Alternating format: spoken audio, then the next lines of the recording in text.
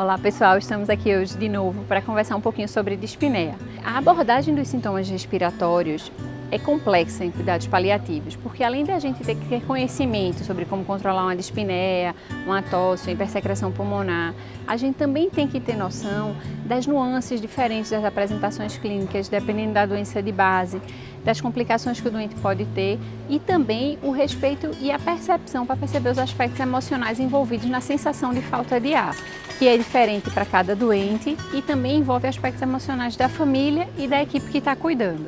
Quem nunca que ouviu falar da frase, eu intubei para dar conforto? A verdade é que se você tiver conhecimento de como tratar de forma adequada a dispneia de um doente com doença avançada, você nunca vai precisar intubar para dar conforto. Além disso, essa intubação na fase final da vida de uma pessoa é uma medida considerada fútil, isto é, uma distanásia. Outra frase que eu tenho começado a ouvir, que não era tão comum, é: não, eu intubei, mas qualquer coisa eu estubo. Isso também não está correto. O certo é a gente tratar de forma adequada a dispneia na fase avançada da doença e não intubar para qualquer coisa estubar. Claro que a gente pode fazer uma intubação paliativa, isso é correto, é ético, é legal, mas para quem já fez intubação sabe que não é um procedimento simples, a gente não pode banalizar a intubação. Então a gente não deve intubar quando não estiver adequado e vai fazer a intubação quando ela for cabível e necessária, mas não simplesmente tratar de forma banal do tipo, eu intubei e posso intubar a qualquer momento, tá certo? Então vamos lá, vamos conversar um pouco sobre dispneia. A abordagem da dispneia exige um conhecimento de fisiopatologia, não é?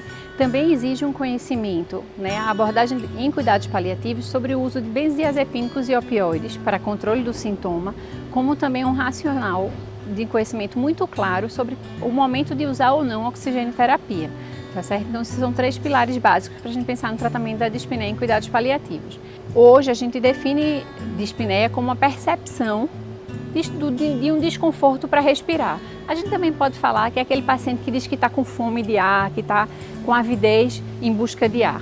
Lembrar que o grau de dispneia que o paciente relata nem sempre tem relação com o seu quadro de base. A gente sabe que às vezes um paciente extremamente ansioso pode se queixar de uma grave dispneia e não ter tanta doença pulmonar, como por outro lado, às vezes o paciente com muita doença pulmonar tem uma queixa muito pequena e às vezes nem relata dispneia e a gente quando olha a imagem radiológica vê muita doença pulmonar. E a sensação de dispneia, é o que o doente sente, é um sintoma subjetivo, ele vai dizer pra gente e ele vai quantificar.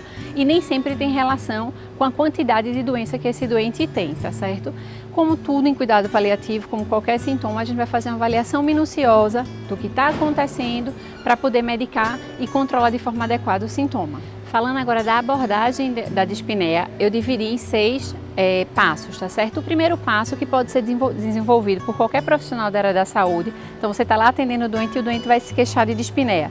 Antes de você sair de junto dele, para olhar uma prescrição, ver o que é que tem prescrito lá para essa falta de ar, ou então sair já ligando o oxigênio, você vai posicionar o doente no leito de forma adequada, com a cabeceira elevada, se possível sentado, manter o ambiente ventilado, então abrir as janelas, ligar um ventilador, ligar o ar-condicionado, de forma que o paciente sinta o ambiente ventilado. Esses são os primeiros passos.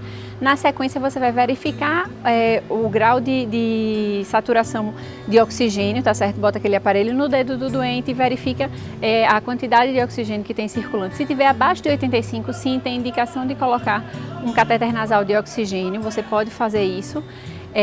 E reavaliar em seguida, bota ali 2 a 3 litros por minuto de oxigênio e reavalia. Quando tiver em torno de 92 é a quantidade que o doente precisa. Você pode aumentar mais um pouco, mas não tem necessidade de deixar lá um catéter com fluxo maior do que 10 litros por minuto e não fazer uma reavaliação em relação a isso.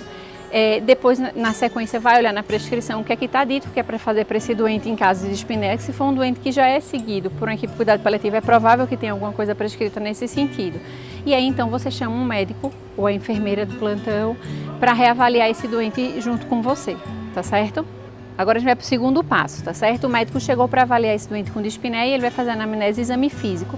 E diante das alterações que ele foi encontrando, ele já pode propor medidas para aliviar essa dispneia. Então vamos imaginar que o médico percebeu uma congestão pulmonar, ele pode deixar prescrito uma furosemida, um broncoespasmo, ele pode pensar em deixar um broncodilatador, né? Um paciente que está com a escuta completamente abolida, vamos pensar se ele não tem um derrame pleural, pensar no raio-x, quem sabe uma punção para aliviar, ou já tem conhecimento de que existe esse derrame pleural, será que uma punção para aliviar não vai melhorar, né?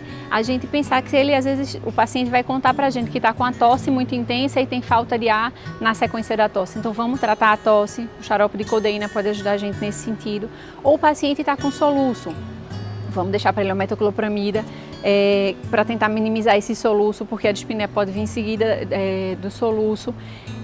Vamos imaginar também que você percebe durante o exame físico que o paciente está com dor, ele não estava relatando dor, estava relatando falta de ar, mas você percebe que ele está com dor.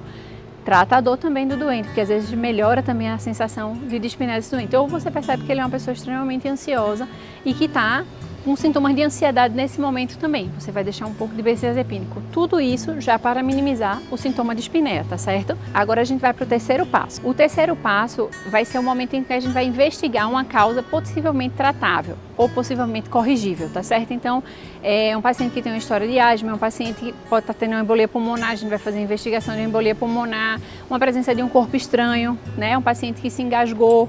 Não era um paciente que tinha obstrução diária, mas se engasgou durante a alimentação, então a gente vai remover. É um paciente que tem um DPOC e aí você vai tratar, fazer a medicação adequada para o DPOC ou para um ICC, né, uma insuficiência cardíaca. Você vai tratar essas doenças de base e esse doente tende a melhorar, tá certo? Ou então você, durante o exame físico, diagnosticou uma síndrome de veia cava superior, tá certo? Ele tinha sinais de síndrome de veia cava superior e aí você vai pensar em tratar. Todas essas são situações que têm medidas específicas para a doença, né? Vai fazer a medicação, no caso da síndrome de veia cava superior, vai propor, vai entrar em contato com a equipe de radioterapia. Então você vai tentar tratar o que é tratável, corrigir o que é corrigível diante desses diagnósticos. Bom, agora a gente vai para o quarto passo. O quarto passo é um passo reflexivo, que é para a gente parar para pensar. Se eu tiver diante de um doente uma funcionalidade muito ruim, por exemplo, com PS4 ou com PPS em torno de 20%, carnófilo de 20%, talvez não caibam mais medidas de corrigir o corrigível, tratar o tratável, né? O paciente realmente esteja numa fase mais avançada de doença e que não caiba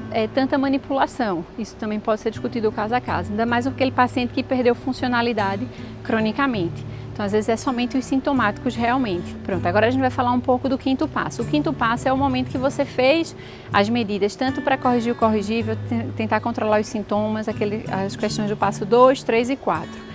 E agora você vai reavaliar esse doente. Ele respondeu às suas intervenções, ele está melhor, então talvez seja a hora de você tirar um pouco dos sintomáticos que você tinha deixado para melhorar a dispneia. Então era um paciente que estava com pneumonia fazendo broncoespasmo, você colocou broncodilatador, terminou o período de antibiótico, ele não está mais fazendo broncoespasmo, esse broncodilatador vai sair.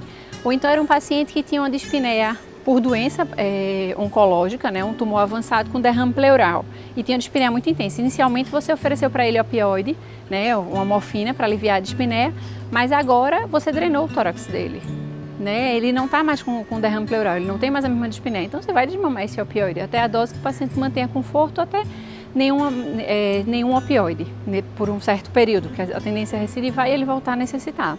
Mas no tempo que ele não precisar, isso vai ficar suspenso. Então, esse quinto passo é o quinto passo da reavaliação.